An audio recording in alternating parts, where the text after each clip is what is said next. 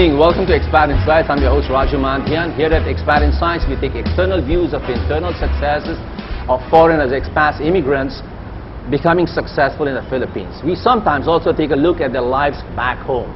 Tonight we have a very special guest, a man who's been around to 40 different countries. He has 200 million sales in books, 40 on the New York Times bestseller, the co-author of Chicken Soup for the Soul series, and the Success Principles mega guru Jack Canfield. So let's have a little chat with him. Good evening. Good evening. How are you, sir? I'm fine. Really good. So do you like the introduction? It was fabulous. All right. So what brings you to the Philippines? Well, I was here to do a seminar and did that. It was really exciting. And we're going now to do seminars on a 5-city tour all through Asia: Kuala Lumpur, Bangkok, Ho Chi Minh City, Singapore. Yeah. And on the success principles, they're one-day seminars. And I wrote a book about 6 years ago on this topic. Identified there were 64 principles of success, that if people utilize those, they could literally create anything they want in their life, whether it was financial success, business success, relationship success, athletic performance, whatever it might be. And so these are principles that I've now been invited all over the world to teach. 64 principles. 64. Do we need that many? We actually need 102, but I couldn't put it all in one book. No, I'm kidding. I'm kidding. Okay, right. I don't know. 64 is a lot to remember. Well, you know what happens is I don't expect anyone to remember all of them. That's why they're in a book. You can refer to the book. But there's about 25 I call the fundamentals, just like in football. You have to know how to kick and pass and run and all that kind of stuff. So basically, it takes about 3 years to master this. But what I promise people is if you read the book and do what's in it, within 3 years you can double your income. Double your income? Double your time off. So you have twice as much time off and twice as much income, and have more balance in your life and have more spiritual and emotional fulfillment. You have accomplished a lot. You have done everything that you profess and preach and practice. You know? So you have books, you have tangible and non-tangible successes in your life. You know? And you're happy. I am. When you look at yourself in the mirror sometimes, are you sure about your being happy? Well, you can tell when you look in the mirror. You're either smiling or you're not, you know. Now, I feel happy most of the time. That doesn't mean I don't ever get angry or don't ever get sad. I mean, I lost my cell phone on this trip, and I had about 10 minutes of, gosh darn it, you know, and then I let it go because it's gone. What can I do about it? It doesn't serve me to be unhappy. And see, what I teach is that you live in the now. Right now is all there is. In other words, the past is gone, the future's not here. It's just a succession of nows, present moments. And so if we can make ourselves happy in this present moment, we'll always be happy because it's just a series of unfolding present moments. So, you know, I'll buy a new cell phone and I won't talk to my wife as often for a week, so what? We'll all live. And to me, happiness is an inside job. It's something you choose. I think Abraham Lincoln, who was the 16th president of the United States, said, you're just about as happy as you make up your mind to be. And so we can literally choose to focus on what we have or focus on what we don't have. And people who focus on what they have and notice the abundance in their life, you know, there are people that make $100,000 a year in the United States and they're unhappy. There are people that make... Is that a lot of money in the United States? Well, here's the deal. In the world, it's 1/10 of 1%. The top income. 1/10 of 1%. 1/10 of 1% of the world's population make $100,000. That's like 0.1, yeah. It's 0.001, I think. No, 0.1, yeah. 0.1, yeah. So I mean, it's not a lot, right? People who make $100,000. $100,000. So you've got people that are making 300,000, 400,000, 500,000 millionaires who are unhappy because they're focusing on what they don't have. They don't have their private jet. They don't have the yacht. They don't have the house on the beach, whatever. Instead of realizing, oh my gosh, I have all this abundance. And what we've also learned is that when you focus on what you already have and you feel grateful for it, you actually attract more to you to be grateful for. That is the law of attraction. The law of attraction. The law of attraction says what you think about and feel strongly about, you will attract more of into your life. So this is why the poor get poorer and the rich get richer. The poor complain about what they don't have, and the rich are always talking about what they do have. Wait, slow down, slow down. You went through so much stuff on me. Right. Let me go back a bit. But we'll come back to the law of attraction. Yes. When you have small setbacks, like when you lose a phone, yes, yeah, and you bounce right back. Yes. What if you lose something much more important, much more valuable to you? Like silence. What? Let's pause for the plane here. Let's pause for the plane here. What if you lose a plane? I'm not kidding. No, that's not fun. No. When you lose something really and truly important, something close to your heart, how fast do you bounce back? Well, it really depends on how attached you are to the thing you think you just lost. I mean, a lot of people grieve for years over the loss of a loved one. Child. Yeah. A child or a parent or a wife or a friend. But my belief is that there is no end of life, that your spirit, your consciousness goes on. So if I know that you just walked into another room, if you left your seat right now and walked into the hotel which we're sitting in front of, would I be sad? No, because I know you were still over there. But when I lose something, a person, my experience is, oh, they're gone forever, that they're not alive anymore. Well, their consciousness is still alive. And so here's another piece. It's really important to realize. There's a rule in the universe that says whenever you lose something, something else comes to replace it. But I'm so focused on you having left, I don't see this other person that's just showed up. Wait, hang on. Who has similar qualities. Hang on. Does this mean that you believe in reincarnation or the spirit living on forever? I do. You do? Yes. Alrighty. I have recall of at least 5 of my own past lives. 5 past lives of Jack Canfield. That I'm totally aware of. I was a doctor in Germany. I was a kind of a low-level village official in China. I was a musician in Morocco. A musician in Morocco. I was a very bad student to become a shaman in the Native American tribe. So I have total recall. And I was a Catholic priest in Germany. Well, in what order did these rebirths take place? You know, I don't actually know all of that. I would say the Chinese life was first, probably the priest life was second, the Moroccan life was third, Native American was fourth, the German doctor was fifth. That'd be my guess. I don't ever remember looking at a calendar when I was recalling those lives. Well, we'll hold on to this thought. We got a break coming up. We got commercials coming up, people who pay for this show. Okay. 2 questions. The now thingy that they spoke about, and we'll come back to rebirths. Okay. Right, let's pause for a minute for a drink. Very good. Good talking to you, Jack. Thank you.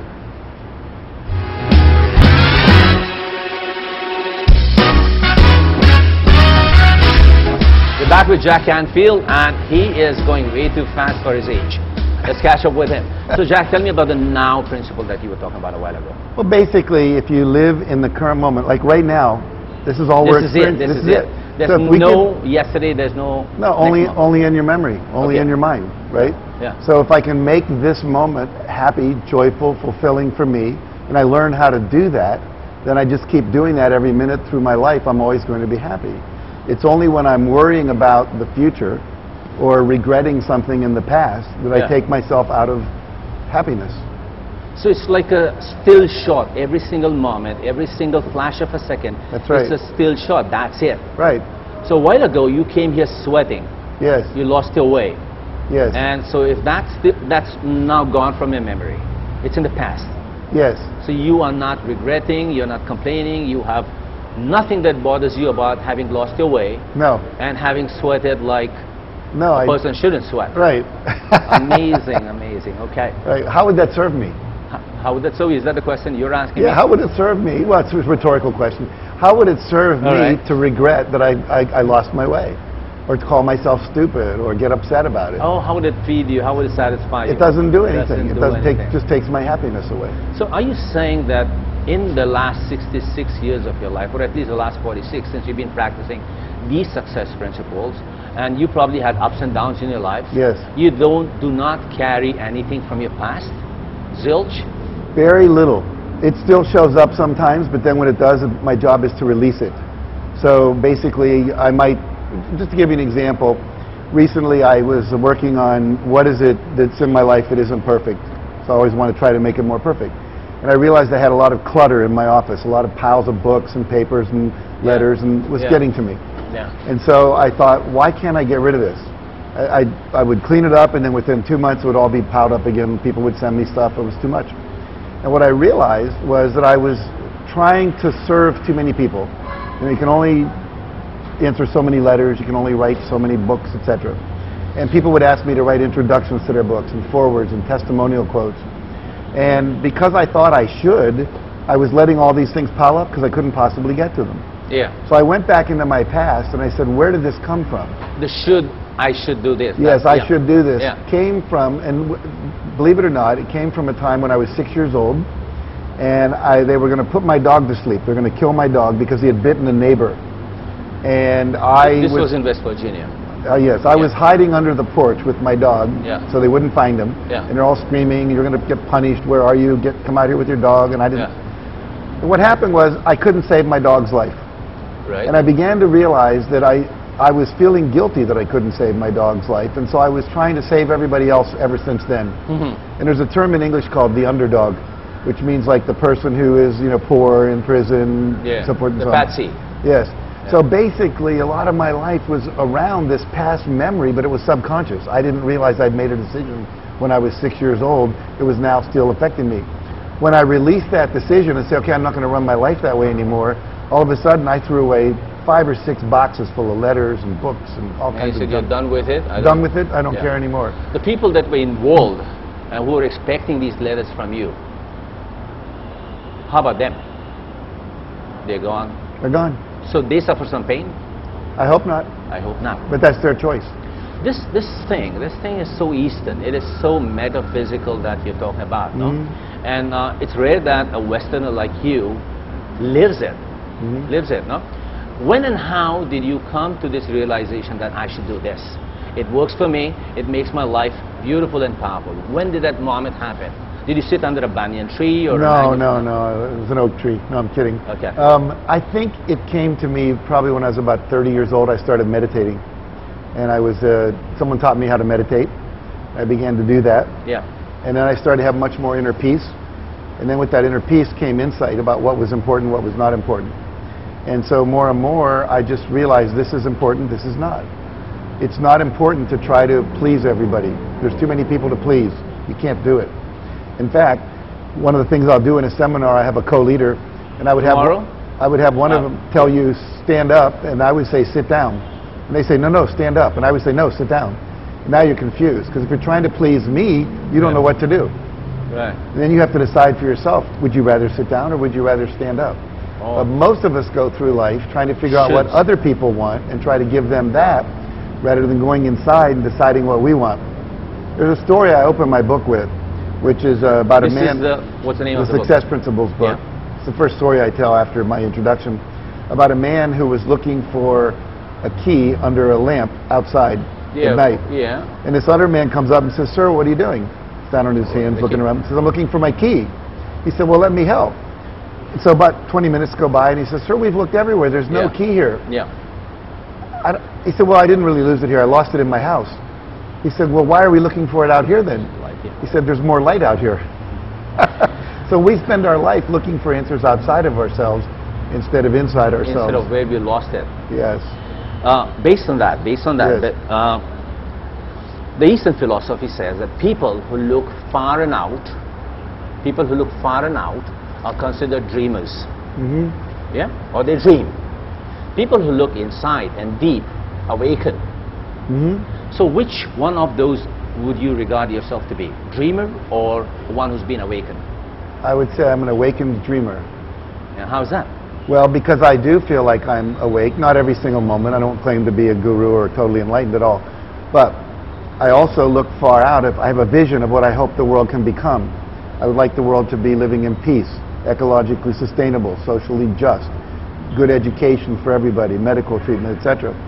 And at the same time, I am also aware that everybody has their own karma to play out, that there's everybody has to grow and become more responsible, learn the principles of life, and that's part of the game we have to play here on Earth. But for me, I am someone, maybe I'm a combination of East and West. Maybe that's the new game. We've integrated these two.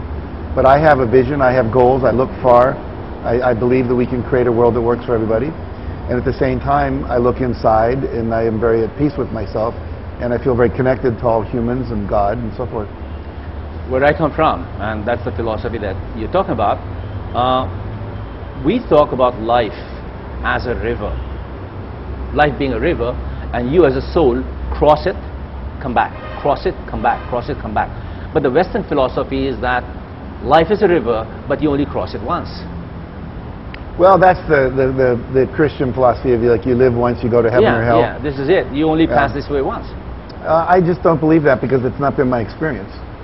You know, I go from my own experience, not from a set of beliefs. See, the problem with beliefs is that I have this image of like 5 hands pointing to the moon.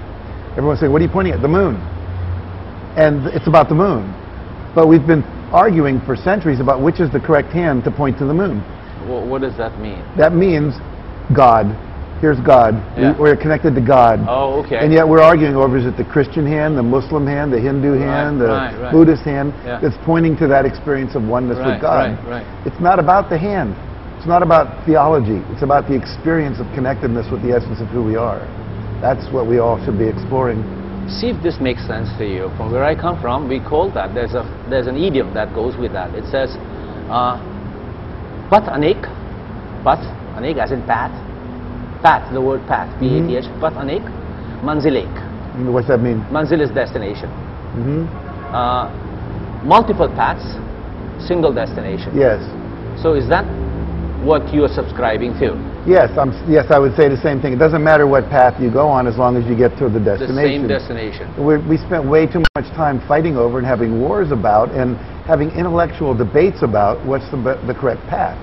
And that's a waste of time, in my opinion. So these are major shifts for a Westerner. These are major shifts for your family, for your community that you probably grew up in. Well, there are millions of us who believe and think this way. But when you kind of made that shift in your life, did you have to break away from a lot of community that you grew up in? You know, my parents were traditional Christians who went to church every Sunday. Again, British? Traditional. All right, yeah. Christians who went to church every Sunday, and but they noticed I was happy. So as long as I was happy, they didn't get in your way. They didn't get in my way, no. And how many others in your family or community have you influenced in the way of your thinking? I'd say my sister and my oldest brother. Yeah. My wife, for sure. Yeah. My children would all believe this way and experience life this way. Across the world? Across the world? Oh, gosh. You know, we've sold 125 million copies of Chicken Soup for the Soul books. And in India, the average book gets read by 5 people. Right. So you figure 500 million people have read these books. But Chicken Soup for the Soul wasn't about this little thing you're talking about right now. It was about principles embedded in stories. Softer ones. But the principle's in the story, and you don't even know the principle got into you. All right, all right. See, for example, one of the stories I tell in the first Chicken Soup book is called The Golden Buddha. If you've been to Bangkok, you may have seen the Golden Buddha. Yeah. It's about 3 meters high, and it weighs 5.5 tons of solid gold. Yeah. And when they didn't know they had such a thing in 1954 when they discovered it. Yeah. They were lifting this very heavy clay Buddha up to move it from one side of Bangkok to the other. Yeah. And it slipped, and a big crack went down through. Yeah. And the head monk said, okay, we're going to cover it with a tarp because it was starting to rain, big piece of canvas to keep it dry. And that night he came out and shined a flashlight in, and a little light reflected back from this crack in the clay. Yeah. And he said, clay does not reflect light. There must be something else in there. I wonder what it is. Yeah. So they chipped away in the back where it wouldn't show if they were wrong, and lo and behold, they discovered this solid gold Buddha. And they didn't know it was there until then. Now, their best theory is that 300 years earlier, the Burmese were attacking Thailand, and they think that what happened was that they had covered this golden Buddha with clay, the monks in this monastery, to keep it from being stolen. Yeah. And then they think all the monks were killed, and nobody knew. The secret died. Yeah. And I tell that story to say that inside of us is this golden Buddha, golden Christ, golden essence. But we've been covered over with the clay of fear, self-doubt, limiting beliefs, theological beliefs, etc., rules that stop us from being connected to the essence of who we are. That's why we have to look inside. The word discover means to take the cover off of, discover something. You don't have to put anything new in anybody.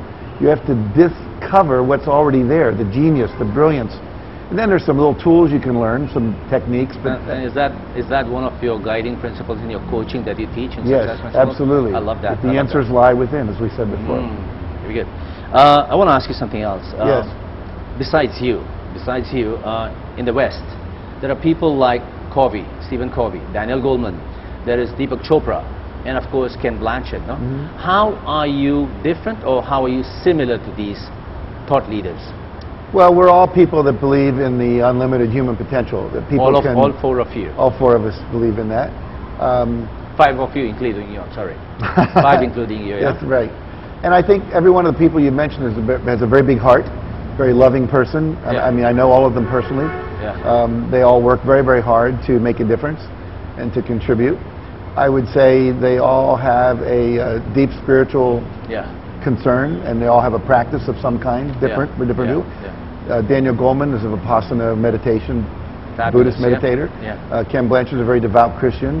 Deepak Chopra is, follows the Hindu teachings, meditates and prays every day, as I do. So I mean, I think we all are very similar in many ways. Your Canfield School of Thought, your Canfield School of Thought with your success principle, 64 success principle, seems to have all the answers to troubles in life, to challenges in life, to issues in life. From your perspective, from your group of thinkers, from your team who you brainstorm with, the TLC, Transformational Leadership Council, is there something that you still want to answer besides material gains and tangible gains? Is there something that you're still looking for to answer? Well, I'm always looking for a deeper connection to God, to be able to travel in even deeper realms of consciousness. Like right now I've been studying with a Jewish teacher who teaches Kabbalah, which is an ancient form of Jewish mysticism. Right. And we're doing these meditations, taking these journeys into, for lack of a better word, outer space, inner space. Both of them. And there are more and more layers of consciousness. You think you've reached the top, and then you break through. There's something deeper you can know. So I'm just constantly wanting to know more, experience more, see more, be more. And do you feel that there will be a time that you will be fulfilled and I'm done, I've had it with learning and growing? Will there be a time in your life, you think? Will I imagine the day I pass over will be that day. So your soul will travel, your soul will continue the journey. I believe it will, yes. And where do you think it wants to go? Where do I think it wants to go? Your soul, yeah? Probably just to the higher and higher realms of awareness and consciousness until there is what I call unitive consciousness, where there's no separation ever from between you and everything, the universe, cosmos. This is beautiful stuff. All right. Okay. Now you teach success principles. A friend of mine wanted to know. Yes. There's a friend you probably know, a guy called Scott Friedman. Yes, I do. Yeah. He said of all the principles you suggest, going from success to significance, what are the three best ones would you recommend? Well, if I could have recommended only three, I would have written a much shorter book. But I think that to go from success to significance, I think coming from service rather than selfishness has to be part of that. Meaning that you achieve significance by doing something and making a contribution, having deeper meaning in life, not by material gain or success. And so looking for how can I be of greater service. You mentioned Deepak Chopra earlier. Deepak wakes up every morning and says in his prayers, how can I serve more people more effectively today? And so I'm constantly asking that same question.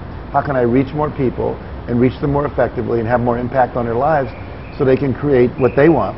My life purpose is stated as inspiring and empowering people to live their highest vision in a context of love and joy. Inspiring through stories like the Chicken Soup books, empowering through books like The Aladdin Factor and the Law of Attraction books and the Success Principles, to live their highest vision, not mine, but theirs, in a context of love and joy, meaning that they're not going to hurt anybody.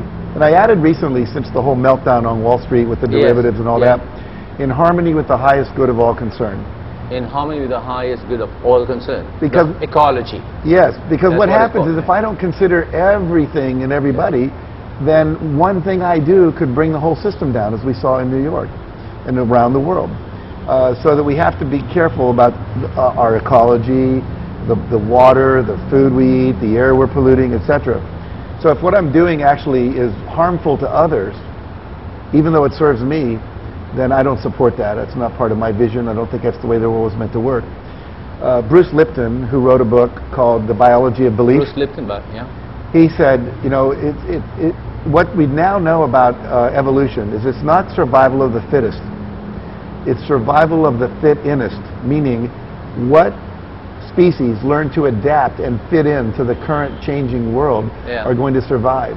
And what we know now is people that are going to survive in cultures and companies are people and cultures that cooperate rather than fight, that are creative, that move towards sufficiency rather than to greed, meaning that how much is enough? You know, how many planes can you own? How many suits can you wear? You know, etc. And so there's a whole new model now where we're looking at having sufficiency rather than having a greedy amount of abundance. My question that I was supposed to raise based on this point was that most all of you, you're talking of wealth accumulation, success, Yes. Prosperity, living abundantly, and just getting rich, getting all you want. Right. And you create goals, and you have people chase goals. Yeah. And several of us, several speakers, business people, amass a lot of wealth, amass a lot of tangible goods, and then they start giving it back. Right. Yeah. There comes a time. Bill Gates is doing it. Philanthropy. Yeah. Yes. So, but why gather it in the first place? It's a good question. Yeah, I only ask good questions, Jack. Why gather it in the first place? Yeah. Well, I think that some people have become obsessed with gathering it. Yeah. Perhaps some people, it is their destiny to gather it so they can steward it better than perhaps the government or someone else would. Yeah. Maybe it's part of what they need to do to bring something forward. I used to really be upset about the British Empire and how much it had gone out and conquered the world. So was I. I was really upset too. Yeah. And yet, when I was sitting in Singapore about 5 years ago having dinner with a general in the Singapore Air Force, and I had just seen the movie Gandhi, which portrayed the British very badly in India, and I was talking about that, and he said, "Oh no, thank God for the British."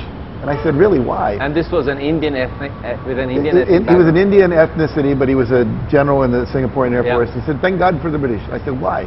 He said, "We'd have no postal system, we'd have no government, we'd have no railway system, we'd have no judicial system. We wouldn't be speaking English. We wouldn't be speaking English together." Well, that part is, who cares? But the reality is that maybe it was part of the destiny of the British to bring those kind of orders to the world, and for someone else to bring something else. And I don't sit high enough in consciousness yet to understand all that, but I think it's perfect because it happened, or it wouldn't have happened. And now that we're moving and changing and growing, that's perfect as well. So that's recognition and appreciation of systems thinking over a period of time. Yes. Yeah. Yes. When people you train and coach, you do hordes of people, you change their life. Some of them don't succeed. Yes. Some of them break down and suffer. Yeah. What about those? Well, most of the people I coach don't break down and suffer. They learn and grow. Yeah. Now, a one-day workshop, that's not enough. But if someone really studies with me, and what I recommend is that they literally read the book and do a chapter a week and take each one of those principles and live it for a week until it becomes more integrated. Yeah. So it takes about 2 or 3 years to master. But I've had people, I have a yoga teacher who took my seminar in 2007, and what she used to make for a yearly income, this she is now in makes the US? in the US, she now makes as a monthly income. So she's 12 times her income in 3 years. So this is what we see over and over and over. Now, not everyone wants to make money. Some people want to make a difference. Some people want to have athletic success. Some people want to create beautiful relationships. The principles work, whatever you apply them to, including spiritual growth and fulfillment. It's really up to you. Never in your lifetime has there been a person who's come up to you and he said, "Jack, I've spent 6 months with you. I've spent $600,000 on you. No one's ever spent $600,000 on you, and my life hasn't changed. I want a refund." Has that ever happened? I've had 3 people ask for a refund at the end of a week-long workshop, but other than that, no. All right, good. So your success rate is good. It's very good. All right, we are coming to one more break. One more commercial break. People who pay for this show. And is there anything you want to do to wrap up what you just said? And before I go to the next question. No, I think we're doing fine. All right, so we'll take that break. And ladies and gentlemen, we are still with Jack Canfield, and we are going really fast. We'll take a 1-minute break and come back.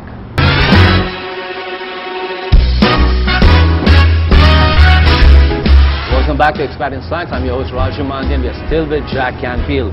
And we're going to ask him a question. Jack, to understand other people, to deal with them, to help them become better, I understand it requires that you go through the pain and the process and the darkness that these people live through. To be able to see their darkness, to be able to heal them from their darkness, you need to have darkness inside of you. Do you subscribe to that? Well, we all have a shadow side. There are 2 sides of everything, the yin and the yang, the dark and the light, and so forth.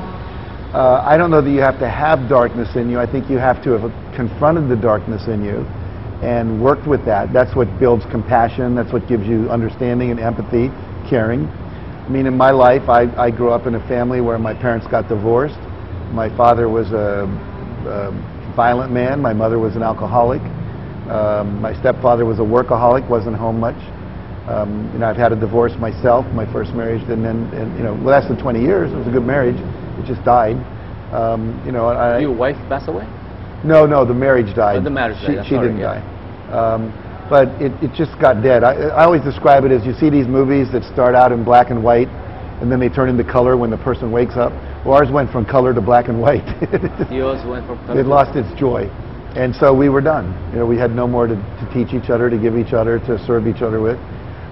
But because of that, we went through a divorce, and the courts got involved, and I lost a lot of money, and I didn't think it was fair. And so I can relate to all of those kind of things. You know, I've had pets that died and friends that have died of cancer. And you know, my first business went bankrupt when I was young, so I've been there. You know, and so I can relate to people. Both of my parents are dead, so I can relate to that. So I think the having confronted those issues and confronting my own fears and my own limiting beliefs, when people are scared or when they're dealing with grief or whatever it might be, I can relate to it. You can relate to it. I don't have to go down with them. In other words, I don't have to get in the mud to pull them out of the mud. I just have to know they're in the mud and extend a helping hand up. Is there anything now that scares you? Anything? Yeah, you said there's zero fear, zero guilt, zero anger. But is there anything that could shake you up? Is there something that could just come along tomorrow and say, Jack, this shatters your life? I don't know the answer to that. I mean, I think that if someone had a gun to my head, and I really thought that would be a logical or threat, if I was yeah. kidnapped or a terrorist attack or something, I'd probably have a normal human reaction to that. But you know, I don't know what I could lose that would really matter. I mean, if I lost my house, if I lost my wife, if I lost my reputation, I'd still be me. I've been thinking about that. I've been thinking about that before I asked you that question. And the one thing I'm afraid of losing is the love of my loved ones. That's the major fear. I'm not afraid of losing anything else. So what does that tell me about myself? If I'm afraid to lose who I love massively. Well, it means you're attached to that person being the source of the experience of love for you. It's not a bad thing. It's very human. It's very normal. Yeah. I've come to the place where I know if my wife died or my son died, that I would have enjoyed them totally up until now, and that there are thousands of other people living on the earth that I would be able to create loving, meaningful relationships with. Not losing them as in like them losing their life, but them stopping loving me. Well, you know, here's the deal. If you did something that you thought everyone was going to stop loving you forever, then you might feel like, wow, where do I get love? Where do I find my meaning? Where do I find comfort? Okay. But if you realize someone else would love you, I mean, think about this. O.J. Simpson was accused of killing his wife in America, Nicole Simpson. You probably remember that trial. Yeah, I remember the... And he got off, and he went out, and within weeks he had girlfriends. Here was a guy who probably killed his wife. Probably, yeah. And yet there were still people that were willing to love him. It's the weirdest thing. So given that, would you ever really be alone? So no. So what I should be worried about is creating harm towards them, towards their being, for creating the lack of love coming from them. I should be afraid of that? That would be more, yes. That would be a more rational thing to do. Yes, I agree with you. All right. Great. One more thing. Sure. The whole world, the whole universe, 6.5 billion of us, we are all heading towards somewhere. We are multiplying in numbers. We are building bridges. We are building skyscrapers. We are innovating on technology. Where are we going as a humanity, as the whole civilization? Where are we going to stop? What are we going to get out of this? Well, I'm a big believer in population control. Yeah. I think that right now, according to the research the scientists have done, we're using up about 2 Earths a year. And what that means is we're using up the water, the air, the resources, the fish, the fowl, the plants, at a rate that it takes the Earth a year to recover so much air. I mean, like, you know, take the carbon monoxide out and put back in the good stuff in the rainforest and so forth. Right now, we're using up at a rate faster than the Earth can replenish it. So we have to, like, scale back. There's a project called 4 Years Go that a friend of mine started. 4 years? 4 Years Go, G-O. Yeah. Because according to her and the scientists that she works with, we have literally 4 years to turn this around. If we don't turn it around in 4 years, stopping the level of pollution, we will actually not make it. There were some scientists in Europe that actually, they make reports on trends for Fortune 50 companies around the world, big multinational corporations. And what they found out was, a couple years ago, they stopped making trend reports because they said there was absolutely no trend that was going to turn out well. They couldn't see anything working. And my friend went over and ran a workshop that I'm actually a leader of as well, called the symposium. It's called Awakening the Dream or Changing the Dream. The idea is we're all in this dream, this trance of consumption. We no longer consider ourselves consumers, we call ourselves, or consider ourselves citizens, we call ourselves consumers. And we always think that growth has to happen. If the GDP isn't growing, then the economy is failing. The fact is, we're getting to a place where growing is like cancer. You don't want cancer to grow. You want it to stop growing. So what they did was, we ran one of these symposiums that showed what was happening in the world. And these people were totally moved by it. Moved to the point where they were willing to change their behavior. And what these scientists said was, there was one thing we didn't calculate in our trend setting. And that was the ability of human beings to transform. And so if human transformation is possible, the people like you and I can scale back. We can turn our lights off. We can use less hot water. We can use canvas bags instead of plastic bags. We can cut down our consumption. Then we can turn this around. But literally, if we don't, where it's going to head is species extinction, and including us. The Earth will survive. The Earth survived the dinosaurs. We won't, but the Earth will. It'll shed us. So we have a choice to make. We have to become conscious evolutionaries, meaning we have to consciously evolve the next unfoldment rather than let it run rampant, or we will, as a human race, become extinct. Besides that, Jack, that would be managing the environment well. That Yes. would be nourishing the earth. No? Yes. But what I'm talking about is the universal soul. Yes. Yeah? We spoke about the individual soul that wants to keep on moving, it reincarnates. But as a universal soul, as a consolidated soul, where are we going? What are we doing? What do we plan to achieve? Even if the earth and the human species live for the next million years, post that. Well, for me, I go back again, for me, my goal is consciousness. I think all souls, see, here's my philosophy of this, is that basically everything was one. It exploded. God basically said, I'm going to know myself. In order to know myself, there has to be a self and a knower. So we get duality. At a certain point, the knowing will occur, and it will all merge back into one. It may be that in terms of physics, the universe will expand to a point where it will stop expanding, and it will start to contract. And if and when that happens, it'll all go back into the one, and it'll be like this little tiny point in space. The origin. Yes, and maybe then it'll explode again, and maybe that'll just go on forever. You know, just like breathing goes on forever until it stops. All right. Okay, we'll leave it at that. Okay, I have 3 more questions for you. One comes from a professor friend of mine, Artilano of the University of Philippines. He says, Jack, name one person living and breathing right now who exemplifies everything that you believe in today. Is there somebody else who you look up to in this world? Wow. You know, I don't think there's any one person that I would say that is my ideal model of a human being. I mean, I think certainly the Dalai Lama is someone that I have a deep, high respect for, who is conscious, who is active in the world. I read a quote this morning in the Philippine newspaper. I'm going to paraphrase it, but it said something like, the important thing is not to learn to walk on water or to learn to fly. The important thing is to learn to walk on the earth, meaning that you are in a body, you are incarnated, you're here for a purpose, live it.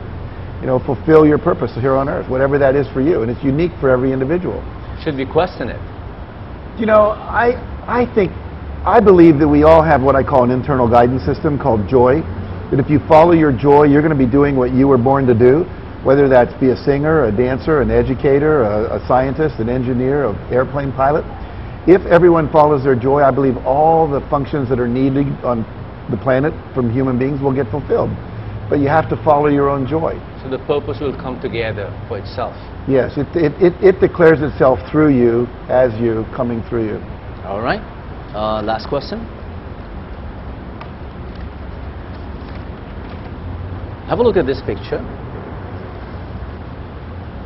Yes. And what's your take on this? Well, I know that he came out with a new book, and I Yeah. haven't really heard much about it. I know it's Yeah. very controversial. Yeah. And I can't remember whether he's saying there is no God or what, but so you could tell me what the cartoon is and I'll respond to it. Sorry, yeah. Stephen Hawking. I Yes, know. Stephen Hawking. Yeah. So what's your take on that? On On Stephen Hawking's opinion that he needs more proof? that there's a God? Yeah, or there's none? Well, you know, he may. I don't. You know, I have what I call a direct experience. Often people say, do you believe in God? No. I'd be saying, like, do I believe in you? You're here. I know you're here. So I don't have to believe in you. I know you. So I have a direct experience of that in my life. So he's approaching it from a mental point of view. I don't think, it may be possible to get there. You know, there is I think it's called Jnana Yoga or something like that, where you can get there through mental Yoga, introspection. Yeah. For me, it's more of a direct experience I'm looking for, and I've had it, and I know without any doubt that exists. All right, last question. Last question is a question of your choice. Is there something that I should have asked you, Jack, that I haven't asked yet?